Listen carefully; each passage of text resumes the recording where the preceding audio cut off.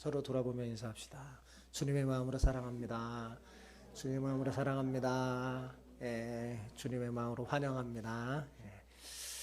우리 오늘 볼 말씀은 사사기 6장이에요. 사사기 6장 1절에서 16절. 사사기 6장 1절에서 16절입니다.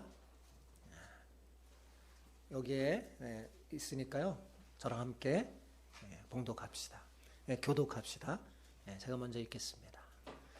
이스라엘 자손이 또 여호와의 목전에 악을 행하였으므로 여호와께서 7년 동안 그들을 미디안의 손에 넘겨주시니 미디안의 손이 이스라엘을 인지라. 이스라엘 자손이 미디안으로 말미암아 산에서 동역과 물과 산성을 자기를 위하여 만들었으며 이스라엘이 파종한 때면 미디안과 아말렉과 동방 사람들이 치러 올라와서 치고 가사의 이르기로 토지 소산을 멸하여 이스라엘 가운데 먹을 것을 남겨두지 아니하며 양이나 소나 나귀로 남기지 아니하니 이는 그들이 그들의 짐승과 장막을 가지고 올라와 메뚜기 떼같이 많이 들어오니 그 사람과 낙타가 무수함이라.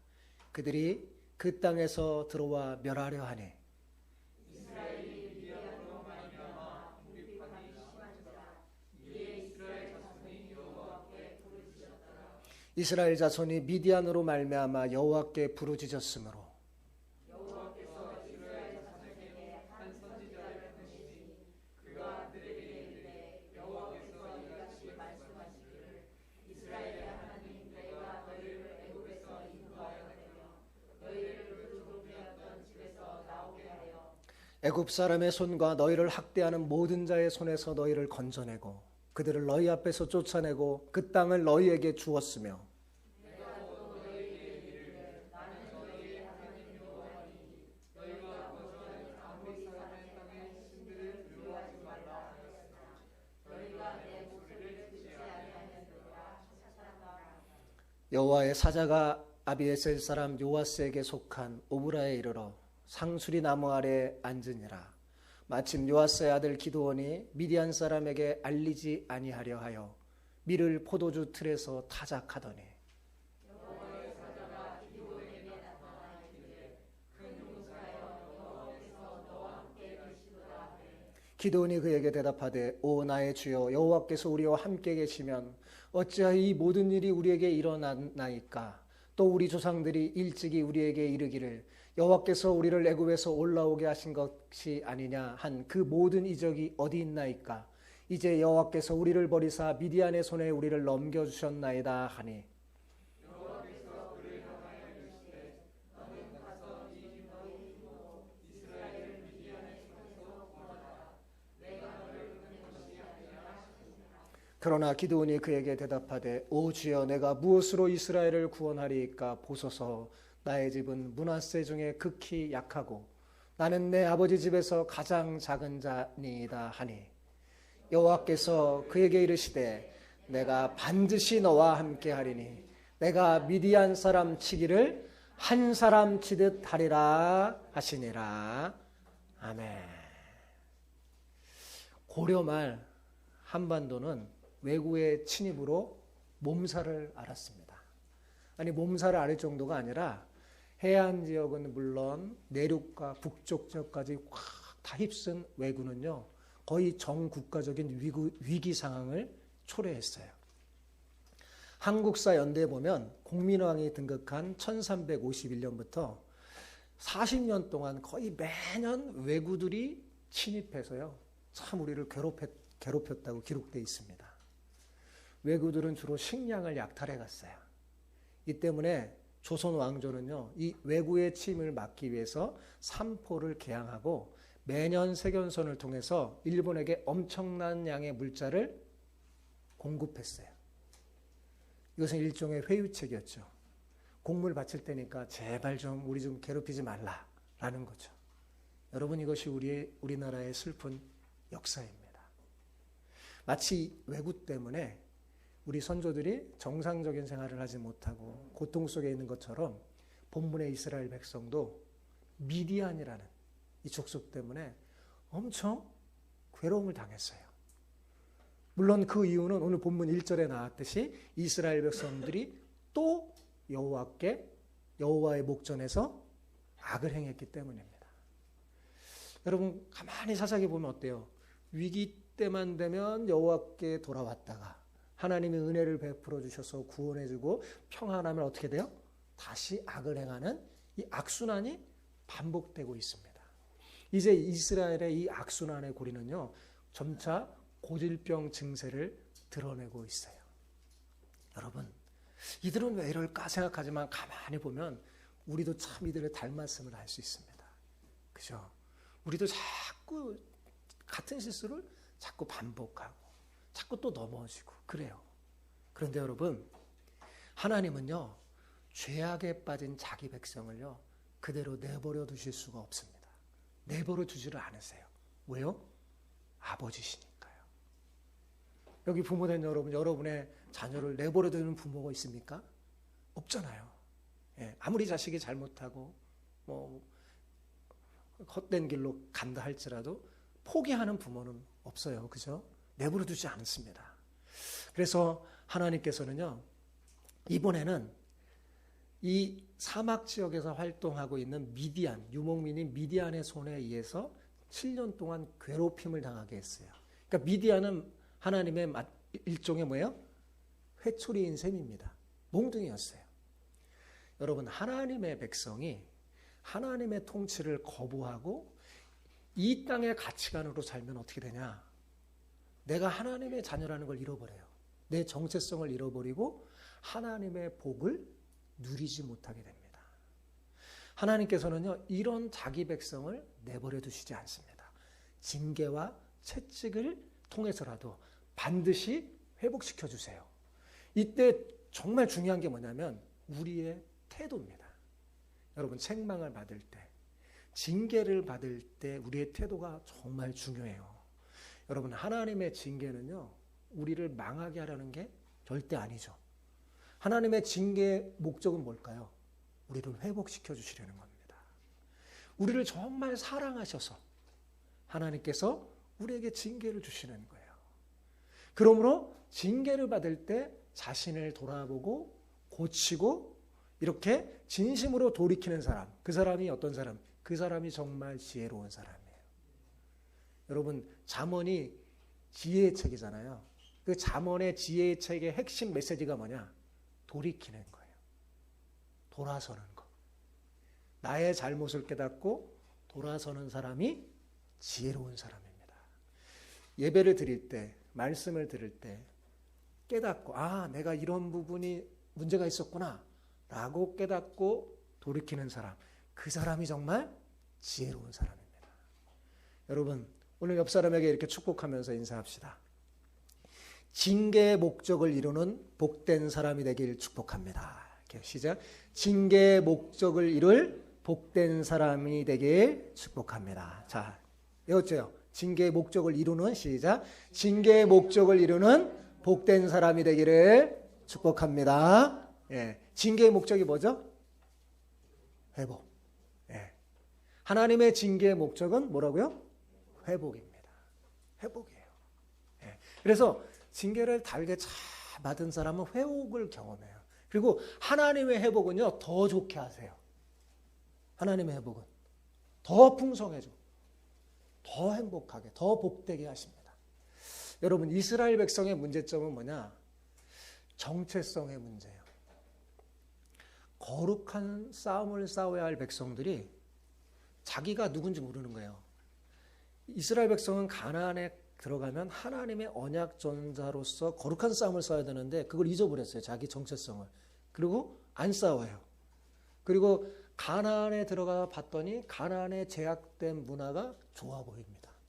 그래서 그 문화에 동화되고 오염돼서 그들과 언약을 맺고 그들이 맺은 신과도 신을 섬기게 됐어요.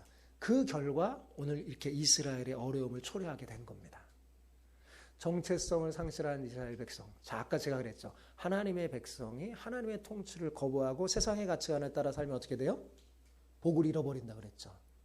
예, 자기의 정체성을 잃어버리고. 이스라엘 백성도 마찬가지예요. 하나님의 백성이 하나님의 언약을 기억하고 하나님의 통치를 받아야 되는데 가나안 족속의 문화와 오염되고 그들의 신을 섬기고 그들과 막 교류하다 보니까 자기가 누군지 몰라버리고 하나님의 복도 상실되었어요. 그 결과 어떻게 됐냐? 미디안을 피해서 산속으로 들어가 구멍과 굴과 산성을 지어 숨어 살아야 한 존재가 되어버렸어요. 여러분, 마치 고양이를 피하는 생쥐꼴이 되고 만 거죠. 이 얼마나 비참한 상황입니까? 여호수아 때 하나님의 언약 정사로서 당당한 모습은 어디로 사라진 걸까요? 두려움에 떨고 있는 모습이 참 우리를 서글프게 만듭니다. 흥미로운 것은 외구와 달리 이 미디안은 식량 탈취가 주된 목적이 아니었어요. 자, 3절 4절을 볼까요? 3절 4절 시작. 이스라엘이 파종한 때면 미디안과 아멜렉과 동박 사람들이 치러 올라와서 진을 치고 가사에 이르도록 토지 소산을 멸하여 이스라엘 가운데 먹을 것을 남겨두지 아니하며 양이나 소나 나귀도 남기지 아니하네. 자, 무슨 말이에요? 이 미디안은요, 파종 시기 때만 되면 쳐들어와요. 그래서 곡식도 가축도 다 가는데 어떻게 해요? 먹을 것 하나도 안 남겨놔요. 그럼 어떻게 돼요? 먹을 게 없어서 죽게 되잖아요. 그죠? 그러니까 추수할 곡식을 좀 뺏으러 온 정도가 아니라 뭐예요? 아예 농사를 짓지 못해서 이스라엘 백성들을 아예 말살시키려고 하는 것이 미디안 사람들의 목적이었던 거예요. 그러니까 얼마나 힘들었겠어요, 여러분. 그래서 이 방법 저 방법 다 동원해서 미디안 사람들을 피해 다녔어요. 예. 여러 것 피해 다녔지만 헛수고입니다. 이 미디안 사람들은 기동력이 좋아요. 유목민이라서 말하자면 순식간에 나타나갖고 다 해코지하고, 예, 곡식도 뺏어가고 사람도 죽이고 막 이러는 거예요. 그래서 이스라엘 백성들이 이 미디안의 침략이 너무 심해지니까 이제 더 이상 다른 방도를 찾을 수가 없어요. 산에도 굴도 피하고 막 살았지만 안 돼요. 그래서 최후의 방법 뭘 했어요? 하나님이 생각난 겁니다. 그래서 하나님께 뭐야? 부르짖기 시작하는 거죠. 참 제가 하나님이면 이쯤 되면 응답 안 할 것 같은데 하나님은 응답하세요. 하나님은 응답하십니다. 하나님은요, 우리가 부르짖으면 응답해요. 우리가 아무리 못돼도 아무리 잘못해도요, 우리가 눈물을 흘리며 하나님 앞에 부르짖으면요, 하나님은 응답하십니다. 이스라엘 백성들이 정말 못됐는데 한 가지 잘한 게 있어요. 그래도 하나님을 생각해서 부르짖는다는 것입니다.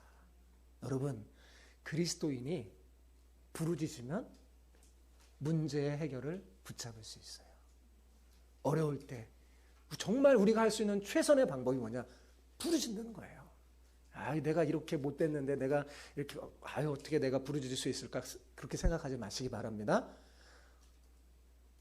하나님을 생각하고 그분 나의 아버지임을 알고 나의 부족함에도 불구하고 부르짖는 여러분 되시기 바랍니다. 부르짖으면 반드시 응답하세요. 그죠? 오늘 응답했어요. 그런데 이번 본문에서 조금 다른 게 있어요. 지금까지는 하나님께서 이스라엘 백성이 부르짖으면 즉각적으로 누구를 보내주셨어요?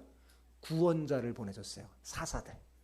그 사사들은 가서 구원자가 돼서 그들을 그 괴로움 속에서 건져냈거든요. 근데 이번에는 즉각 구원자 사사를 보낸 게 아니라 이스라엘을 위해서 군대를 여태까지 일으키고 사사를 보냈는데 그렇게 한 게 아니라 뭐였어요? 한 무명의 선지자를 보냈어요. 사사를 보내기 전에 한 무명의 선지자를 보냈습니다. 그러니까 그들의 기대와 달리 가뜩이나 낙심해 있는 그들에게 하나님 뭐냐면 이 선지자를 보낸 다음에 어떻게 하냐면 책망하셨어요. 책망하셨어요. 여러분, 하나님의 책망은 아까 말했죠. 하나님의 책망은 하나님의 사랑입니다. 그래서 히브리 기자는요, 징계와 책망을 당할 때, 징계와 책망을 당할 때 내가 하나님의 아들이구나 생각하라고 그랬어요. 참 아들이 징계를 받는다고. 그래서 여호와의 꾸지람을, 징계를 경히 여기지 말라. 달게 받고 너의 상한 무릎을 굳게 세워 고침을 받아라 라고 말했어요. 여러분, 그래서 이 선지자가 뭐 하고 있어요? 책망하고 있어요. 출애굽의 역사를 떠올리면서 부들부들 떨고 있는 이스라엘을 나무랍니다. 예, 그런데 하나님의 책망에는 항상 뭐가 있냐면요, 소망이 있어요. 예, 그냥 책망하는 게 아니에요. 그 속에 메시지가 있어요. 자, 8절에서 10절이 하나님의 책망인데 같이 한번 읽어볼까요? 시작. 여호와께서 이스라엘 자손에게 한 선지자를 보내시니 그가 그들에게 이르되 여호와께서 이같이 말씀하시기를 이스라엘의 하나님 내가 너희를 애굽에서 인도하여 내며 너희를 그 종 되었던 집에서 나오게 하여 애굽 사람의 손과 너희를 학대하는 모든 자의 손에서 너희를 건져내고 그들을 너희 앞에서 쫓아내고 그 땅을 너희에게 주었으며 내가 또 너희에게 이르기를 나는 너희의 하나님 여호와이니 너희가 거주하는 아모리 사람의 땅의 신들을 두려워하지 말라 하였으나 너희가 내 목소리를 듣지 아니하였느니라 하셨다 하니라. 하나님은요, 미디안을 인해서 겁을 내는 이스라엘 백성을 책망했어요. 자, 10절 보면 다시 나는 너희의 하나님 여호와이니 너희가 거주하는 아모리 사람의 땅의 신들을 어떻게 해요? 두려워하지 말라 했는데 어땠어요? 이들이 두려워하고 너희가 내 목소리를 어떻게 해요? 듣지 아니하였느니라 그랬어요. 하나님 먼저 출애굽의 역사를 기억하게 하면서 내가 너희와 함께했고 너희를 얼마나 사랑하는지 알려주셨죠. 하나님이 그 고통의 노예 속에 있는 그들을 건져내 주시고 그들을 괴롭히는 사람 다 쫓아내 주시고 하나님께서 가나안 땅을 어떻게 해요? 주셨어요. 거기서 살아갈 때 가나안 사람들 두려워하지 말아라. 그들이 섬기는 신 두려워하지 말아라. 왜? 내가 너희와 함께 있는다 했잖아요. 근데 이스라엘 백성은 두려워하고 말았어요. 그걸 하나님이 뭐라고 했냐면 내 목소리를 듣지 않았구나 라고 책망하는 거예요. 여기서 하나님이 두려워하지 말라라는 이 하나님의 말씀은요, 그냥 사사로이 주어진 말씀이 아니라 언약의 말씀이라는 사실을 기억하기 바랍니다. 자, 여러분, 하나님께서 모세를 통해 이스라엘 백성에게 마지막 이제 가나안 땅을 앞에 두고 신명기에서 마지막 모압 평지에 있을 때 마지막으로 주신 말씀이 뭐냐? 두려워하지 말라는 거였어요. 그리고 모세가 죽고 나서 여호수아가 이제 이스라엘 백성을 막 이끌 때 그때도 하나님께서 여호수아를 통해서 주신 말씀이 뭐예요? 두려워하지 말라, 놀라지 마라. 그죠? 담대하라. 그랬어요. 이것은 여러분 단지 용기를 내라는 말 정도가 아니에요. 그게 아니라 언약의 말씀을 믿고 믿음으로 순종해라. 나가라. 내가 함께 하니까 내가 있으니까 걱정하지 말고 내 말대로 따라서 가. 그런 말이에요. 하나님 말씀대로 순종하라는 거예요. 그런데 지금 이스라엘 백성이 그렇게 하고 있는 거예요? 안 하는 거죠. 그 목소리를 순종하지 않았어요. 자, 이스라엘이 지금 미디안을 두려워하고 있다는 것은 뭐냐? 그들이 하나님의 약속과 과거에 하나님께서 베푸신 구원의 역사를 신뢰하지 못하고 있다는 증거죠. 그죠? 그걸 신뢰했으면 이러지 않잖아요. 그리고 또 더 나아가서 이들이 두려워하면 뭐냐? 자신들이 하나님의 백성이라는 정체성을 상실했다는 의미입니다. 그래서 미디안을 피해서 어디로 갔어요? 산으로 갔어요. 여러분, 이스라엘은 산에 거해서 살면 안 돼요. 왜요? 오히려 적들을 산으로 쫓아내야 하는 그런 민족이에요. 여러분, 산은 이스라엘의 정복의 대상지지 피난처가 아닙니다. 이스라엘의 피난처는 딱 한 가지. 어디예요? 하나님이에요. 그죠? 그들은요, 가나안의 주인으로 부름받았어요. 하나님이 가나안 땅을 주면서 너희가 주인이다. 이 땅을 정복해라. 그랬어요. 예. 그러면 그 땅에서 주인 행세하며 살아야 되지 도망가면서 산에 살면 안 되잖아요. 그죠? 이것이 하나님께서 이스라엘 백성에게 가나안 땅을 주고 주인으로 딱 하나님이 주신 것은 사사로이 준 게 아니라 하나님의 이름을 걸고 주신 거예요. 그죠? 하나님의 이름으로 된 약속이에요. 그죠? 사실 이스라엘은 일개 미디안이라는 이런 부족에 의해서 짓밟힌 민족이 아닙니다. 여러분, 여호수아 때 어땠어요? 가나안에 30명이 넘는 왕들이 다 무릎 꿇었어요. 이런 일개 족속에 의해서 짓밟힌 민족이 아닙니다. 이스라엘은 하나님으로부터 제사장 나라라는 사명을 받은 후 가나안을 정복받도록 부름받은 소위 선택된 민족이고 당시 많은 가나안 족속이 벌벌 떨었던 민족이에요. 가나안의 수많은 족속의 마음을 간담을 서늘하게 했던 민족이 뭐예요? 이스라엘 백성이잖아요. 그런데 현재 어때요? 완전 반대예요. 그죠? 현대 이스라엘, 지금 이스라엘의 모습은 너무나 초라합니다. 가나안을 정복하기는커녕 일개 부족에 의해서 철저히 유린당하고 있습니다. 정복해야 할 사람들이 정복당하고 적을 산으로 쫓아내야 되는데 자기가 쫓겨나고 숨어서 굴에 지내고 예? 그 속에서 막 이렇게 있는 이들의 모습. 이게 정말 정상이 아닌 거죠. 사실 가나안의 머리와 허리는 100년 전에 여호수아 장군에 의해서 철저히 다 파괴되고 끊어졌어요. 사실 가나안 정복은 거의 다 이뤘어요. 여호수아 때. 그리고 여호수아 뒤를 이은 후손들은 각각 자기 지파가 맡은 그 땅 지역에 잔류 세력들이 있을 거 아니에요. 그들만 쫓아내면 되는 거였습니다. 그런데 가나안 사람들은 이스라엘 사람들은요.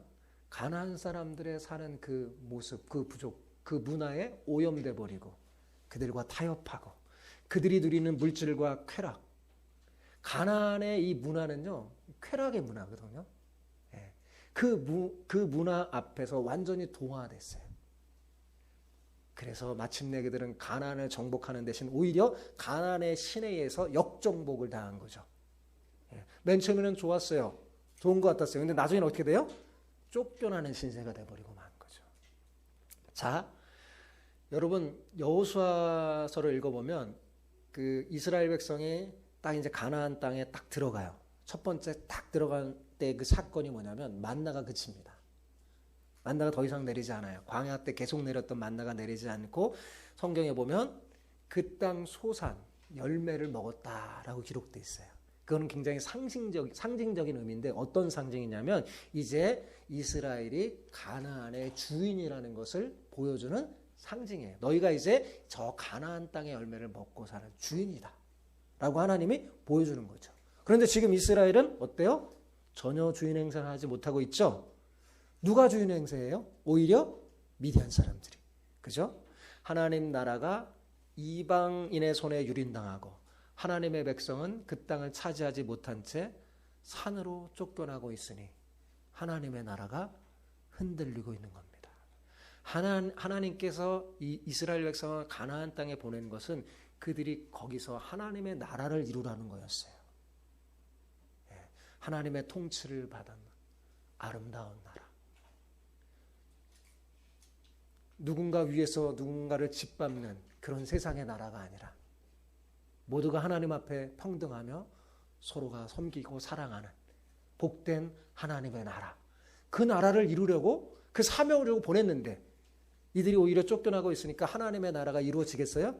안 이루어지잖아요. 그죠? 하나님의 나라가 흔들리고 있는 거죠. 예, 하나님께서 내버려 둘 수 없잖아요. 이스라엘 백성을요. 그래서 그들을 돌아보시면서 구원할 한 사람을 택합니다. 그 사람이 누구예요? 바로 오늘 본문의 기드온. 자, 여러분 기드온 하면 어떤 생각이 들어요? 기드온 하면 이미지가요. 기드온의 그 300 용사라는 생각이 딱 들고 그 300명과 함께 미디안의 무려 13만 5천 명의 군대를 이긴 전설적인 사사로 많은 사람들이 생각합니다. 그죠? 그런데 우리가 첫 본문, 기드온을 대하는 첫 본문을 보면요. 전혀 그렇지 않다는 사실을 발견하게 돼요. 자, 11절 볼까요? 11절 시작. 여호와의 사자가 아비에셀 사람 요아스에게 속한 오브라에 이르러 상수리 나무 아래 앉으니라. 마침 요아스의 아들 기드온이 미디안 사람에게 알리지 아니하려 하여 밀을 포도주 틀에서 타작하더니. 자, 여러분 보세요. 우리가 만나는 첫 번째 기드온의 모습이 뭐예요? 밀을 포도주 틀에서 타작하는 모습이에요. 자, 밀을 타작하기에 적당하지 않은 포도주 틀에서 지금 타작하고 있어요. 왜 기드온은 밀을 포도주 틀에서 이렇게 타작하는 걸까요? 왜요? 미디안 사람이 무서워서. 미디안 사람에게 들킬까 봐. 들키면 어떻게 돼요? 빼앗기니까. 그래서 자기 소중한 멜, 이때는 지금 먹을 게 별로 없는 거예요. 하도 뺏겨서 먹을 게 없는 거예요. 그런데 기드온에게는 좀 미리 좀 있었나 봐요. 아, 이 소중한 멜. 이거 뺏기면 이제 굶어 죽잖아요. 그러니까 안 뺏기려고 두려워서 몰래, 미디안 사람 몰래 지금 미디안 사람의 눈을 피해서 포도주 틀 안에 들어가서 소량의 밀을 몰래 타작하고 있는 거예요. 여러분, 이게 전설적인 영웅의 사사의 모습입니까? 아니죠. 너무나 초라한 모습이에요. 이 기드온은요, 무력한 이스라엘을 상징하는 이스라엘의 자화상과 같은 거예요. 약속된 땅에 있으면서도 실제로는 그 땅에서 안식을 누리지도 못하고 하나님의 복을 거기서 받아야 되거든요. 하나님 복 주신다고 그랬어요. 가나안 땅에 들어가면. 그런데 복을 받기는커녕 산으로 쫓겨다니는 아주 처참한 신세가 되고 말았죠. 그런데 놀랍게도 이런 상황에서 여호와의 사자가 기드온을 찾아가요. 찾아가서 첫 번째 하는 말이 뭐예요? 큰 용사요. 이렇게 부르는 거예요. 큰 용사라고 불러요. 여러분이 기드온이라고 생각해 보세요. 얼마나 깜짝 놀랐겠어요. 야, 자기는 내가 미디안 사람 두려워서 지금 포도틀에 들어가서 몰래 밀을 타작하고 있는데 갑자기 하나님의 사자가 자기를 찾아와서 큰 용사요 하니까 얼마나 놀랬겠어요. 화들짝하게 놀랬을 거예요. 아니, 내가 큰 용사라니? 자기가 알잖아요. 자기 큰 용사가 아니잖아요, 지금. 그죠? 예. 왠지 자기의 모습과 어울리지가 않아요. 예. 그래서 기드온이 말합니다. 큰 용사여 하면서 여호와의 사자가 뭐라고 그랬냐면 하나님께서 너와 함께한다 그랬어요. 이때까지만 해도 기드온은 불신이 가득 찼어요. 그래서 그 여호와의 사자에게 뭐라고 하냐면 아니, 하나님이 우리와 함께하면 지금 이런 일이 벌어지겠습니까? 우리가 이렇게 고통 속에 있겠습니까? 이렇게 말하는 거예요. 우리가 자주 하는 말이죠. 그죠? 우리가 좀 어렵고 힘든 일 하면 자꾸 원망하면 하나님 탓하잖아요. 그죠? 자, 자식들도 보면 하다 보면 부모 탓하잖아요. 그죠? 그런 버릇이 있어요. 기드온도 그러는 거예요. 예. 하나님 탓하는 거예요. 하나님이 사실은 이 상황을 누가 초래한 거예요? 자기들이 초래한 건데 하나님 복 주시려고 하는 거거든요. 근데 하나님의 통치를 벗어나서 마음대로 살다 보니까 이렇게 된 거잖아요. 근데 하나님이 함께 한다는 왜 이런 일이 벌어집니까? 이렇게 질문을 하죠. 그래도 여호와의 사자는 끝까지 참고 계속해서 큰 용사라고 불러줍니다. 예. 그러자 기드온이 대답해요. 보세요. 저는 지극히 작은 자입니다. 므낫세 지파 중에서도 아주 별 볼 일 없는 존재고요. 그 중에서도 참 작은 자예요. 이렇게 말했어요. 여러분, 성경을 볼 때 우리가 조심해야 될 게 뭐냐면 이게 기드온은 정말 겸손한 사람이구나 이렇게 생각할 수가 있어요. 예. 근데 그 말이 아니에요, 사실은. 여러분, 이것은 기드온이 정말 실제로 겸손해서 겸손의 표현으로 한 말이 아닙니다. 그의 떨어질 대로 떨어진 약해 빠진 모습과 믿음이 부족한 그 모습의 대답이에요. 여러분, 하나님께서 왜 기드온에게 큰 용사여 부르셨냐면 기드온 자신만 보면서 부른 게 아니에요. 이스라엘 백성에게 하는 말씀이에요. 하나님이 기드온을 통해서 이스라엘 백성에게 말하는 거예요. 큰 용사요. 왜? 하나님은 원래 이스라엘 백성을 뭘로 불렀어요? 큰 용사로 불렀기 때문에 그렇습니다. 그죠? 여호와의 전쟁에 참여할 큰 용사, 언약 전사로 불렀잖아요. 예. 그래서 실제로 이스라엘 백성은요, 하나님의 부르심을 받아 큰 용사로 용맹을 떨쳤죠. 여호수아 시대 때. 그죠? 그런데 지금 이스라엘의 모습은 그렇지가 않아요. 오합지졸 그 자체죠. 용사는커녕 쫄병도 되지 못하는 상황이었습니다. 지레 겁먹고 지금 숨어 다니잖아요. 그러니까 가장 작은 자라는 이 기드온의 대답은요, 기드온 자기 자신에게만 해당되는 게 아니라 지금 이스라엘의 모든 백성에게 해당되는 대답인 거예요. 즉 기드온의 대답은요, 이스라엘 대신해서 대답하고 있는 거예요. 이것은 뭘 보여주느냐? 이스라엘 백성들이 지금 자신들을 어떻게 생각하고 있는지, 그리고 얼마나 미디안을 두려워하고 있는지 보여주는 거죠. 그러니까 기드온을 비롯해서 이스라엘 백성들은 지금 이제 자기 정체성을 잃어버리는 거예요. 자신들이 누군지, 하나님께서 자신들을 왜 불렀는지, 자기들이 가나안 땅에 왜 살게 됐는지, 자신들이 섬기는 하나님이 누구시며 자신들은 어떤 약속을 소유한 복된 민족인지 잃어버렸어요. 그죠? 이 기드온의 대답은 이런 이스라엘의 영적 상황을 대변하는 것입니다. 그런 이스라엘에게는 미디안이 너무 커 보이는 거예요. 메뚜기 떼처럼 많이 보입니다. 5절에 보면 메뚜기 떼 같아. 엄청난 수. 실제로 미디안의 병사가 굉장히 많습니다. 13만 5천 명에.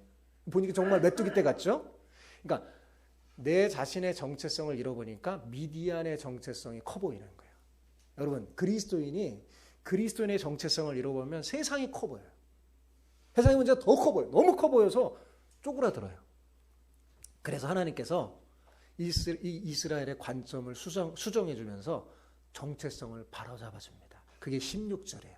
16절이 정말 중요합니다. 같이 읽어봅시다. 시작. 여호와께서 그에게 이르시되 내가 반드시 너와 함께 하리니 내가 미디안 사람 치기를 한 사람 치듯 하리라. 자, 이거하고 5절과 비교해 보세요. 자, 이스라엘 눈에는 미디안이 메뚜기 떼처럼 보이는데 하나님의 눈에는 어떻게 보이는 거예요? 한 사람처럼 보이는 거예요. 자, 이 16절의 의미가 뭘까요? 이스라엘이 하나님의 백성인 이상 그들이 큰 용서라는 거예요. 반드시 누가 함께해요? 하나님이 함께한다는 거예요. 그러면 하나님이 나와 함께한다는 사실을 알고 내가 큰 용사라는 사실을 알면 미디안 사람은 어떻게 한다고요? 한 사람 치듯이 할 수 있다는 거예요. 그죠? 비록 현재 무기력할지라도 하나님이 함께 하시기만 하면 다시 큰 용사로 일어설 수 있다는 겁니다. 그래서 제가 오늘 설교 제목 큰 용사여 일어서라 그런 거예요. 예, 일어설 수 있어요.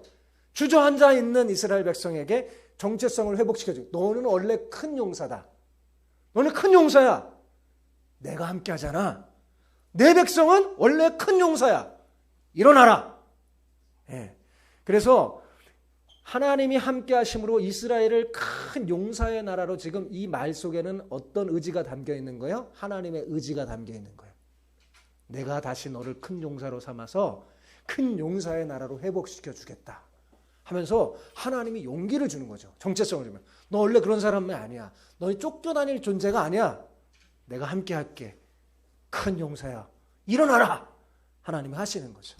그러니까 기드온에게 하신 말씀은 누구에게 하는 거예요? 전체 이스라엘 백성에게 하는 말씀이에요.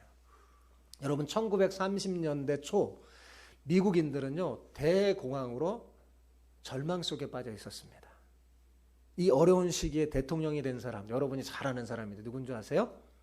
루즈벨트 대통령이었어요.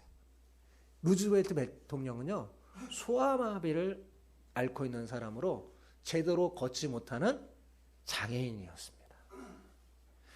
그러나 그는요 하나님께서 자신을 왜 대통령으로 세웠는지 알았어요. 루즈벨트에게는요 믿음이 있었습니다. 그리고 하나님이 자신과 함께 한다는 것을 믿었어요. 그래서 자신을 큰 용사로 부르신 이 하나님의 선한 뜻을 알고 대공황과 맞서 싸웠어요. 국민들에게 큰 용기를 줍니다. 여러분, 그래서요, 이 당시에 얼마나 고통 속에 생긴 사람들의 얼굴이 찡그리잖아요. 근데 루즈벨트는 등장하면 항상 웃는 얼굴이었어요. 예. 그리고 자기의 신체 장애를 전혀 꺼리끼지 않고 당당하게 보여주면서 신체 장애와 맞서 싸웠어요. 대공황과 정면적으로 싸웠습니다. 이런 대통령의 당당한 모습 속에서 미국 사람들은 희망을 발견하고 원래 그들은 믿음으로 세워진 민족이잖아요. 그죠? 하나님이 함께함을 알고 대통령과 자신을 동일시하기 시작하며 이들이 일어서기 시작했습니다. 미국 사람들이. 그래서 대통령이 장애를 극복하고 나라의 리더로 딱 세워지는 모습을 통해 함께 일어나면서 정말 미국인들은 바로 이 국가적인 장애를 극복할 수 있었던 거죠. 아마 그때 그러지 못했으면 오늘날 미국은 없었을 거예요. 여러분, 지금 우리나라도 정신적인 대공황을 앓고 있습니다. 그렇죠? 코로나 속에서 전 국민이 고통 속에 빠져 있는데도 정치인들은 어때요? 당리당락에 빠져서 정말 국민은 안중에도 없는 것 같아요. 기업인들은 정치인과 은밀한 거래를 하고 거짓된 분식 회계로 그게 발견돼서 이제 재판을 받고 했는데 보면 어때요? 가만 지나놓고 보면 재판이 공정하게 이루어지지 않는 거예요. 공정한 사회가 아니에요. 오늘날 우리나라 위기는요, 이제 경제적인 위기가 아닙니다. 도덕적인 위기요, 영적인 위기입니다.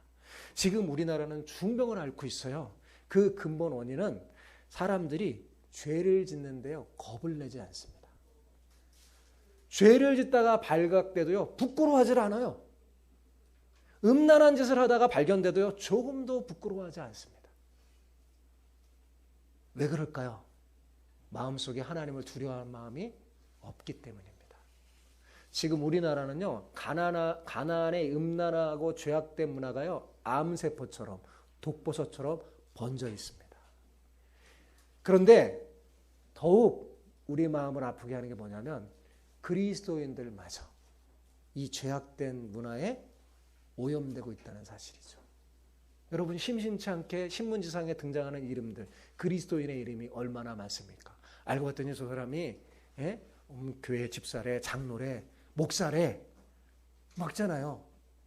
여러분, 어쩌면 지금 우리나라가 겪고 있는 어려움의 가장 큰 이유는요, 우리 그리스도인의 책임일지 모릅니다. 믿는 자들이 믿는 자답지 못한 정체성의 상실이 저는 오늘날 우리나라 교회의 가장 큰 문제라고 생각해요. 사사기를 봐야 됩니다. 오늘날 한국교회가. 그리고 깨달아야 돼요. 자, 이런 혼란스러운 고통의 때 하나님은요, 진정한 믿음의 사람을 찾아요. 자기 백성을 찾습니다. 비록 그들이 여러 가지 장애로 비틀거린다 할지라도 하나님이 찾으셔요. 찾으시는 이유가 뭘까요? 이 땅을 하나님 나라로 회복하기 위해서 그를 큰 용사로 사용하시기 위해서입니다. 혹시 여러분에게 장애가 있습니까? 그것이 신체 장애이든 정신적인 장애이든 혹은 죄로 인한 영적 장애이든 간에 여러분을 괴롭히는 그 장애 때문에 두려워하거나 낙심하지 마세요. 여러분이 하나님의 백성인 이상 여러분은 결코 세상에서 작은 자가 아닙니다. 하나님은 여러분을 뭘로 불렀어요? 큰 용사로 부르셨어요. 하나님 앞에 서면 우리의 모든 문제, 우리의 죄악의 문제도 해결될 뿐만 아니라 하나님은 일으켜 세워요. 다시 일어나라. 큰 용사야. 많은 그리스도인들이 정체성을 잃어버린 채 살아가고 있습니다. 그리고 그런 사실이요, 하나님의 나라를 흔들거리고 있어요. 하나님의 교회가, 지금 하나님의 나라가 흔들리고 있습니다. 여러분, 느끼지 않아요? 세상 사람들이 그리스도인을 가장 싫어하는 이유가요, 그들의 정체성이 너무나 분명해서 이질감을 느껴서가 아닙니다. 여러분, 오히려 우리 그리스도인의 정체성이 분명하지 못한 것을 바라보고 혐오감을 느끼는 거예요. 야, 믿는다고 하는데 너네들 그래? 이러는 거예요. 그죠? 그들이 볼 때 그리스도인다운 그리스도인이 별로 없는 거예요. 자기들 생각하는 거예요. 아, 그리스도인, 하나님 믿는 사람은 이래야 되는 것 같은데? 저들은 아닌데? 이러는 거죠. 세상 사람들 앞에서 밀도 아니고 포도도 아닌 사람처럼 살아가는 것. 이게 우리의 부끄러운 자아상입니다.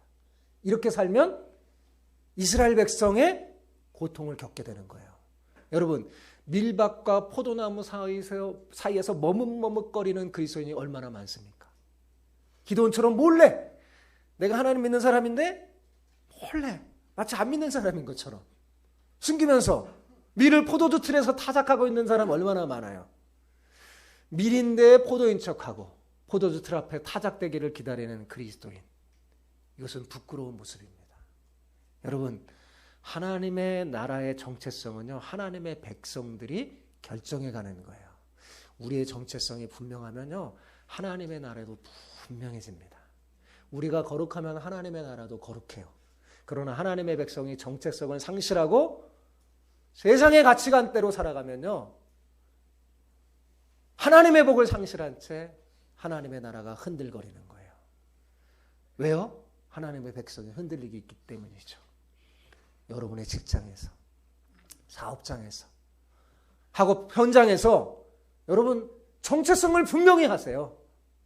밀이면 밀이고 포도주면 포도주잖아요. 포도면 포도잖아요. 그죠? 밀과 포도 사이에서 정체성을 알지 못하도록 왔다 갔다 해서는 안 됩니다. 저 사람이 도대체 믿는 사람인지 아닌지 모르도록 그렇게 하면 안 돼요.